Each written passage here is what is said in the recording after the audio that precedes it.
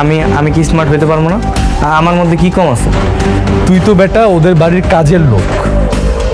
তুই এই বাসন মাজা, ঘর মোছা, রান্না বান্না করা এগুলো তোর কাজ। তুই তো বেটা হাফ লেডিস। আবার আসছে আলফা ম্যান সাজতে। আলফাম্যান মানে কি?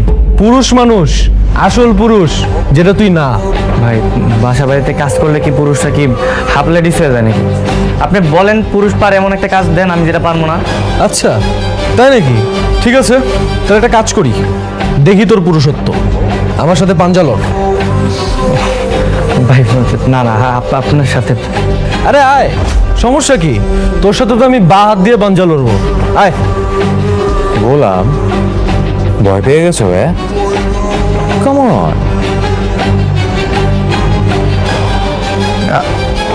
আচ্ছা ঠিক আছে। এই তো আয়।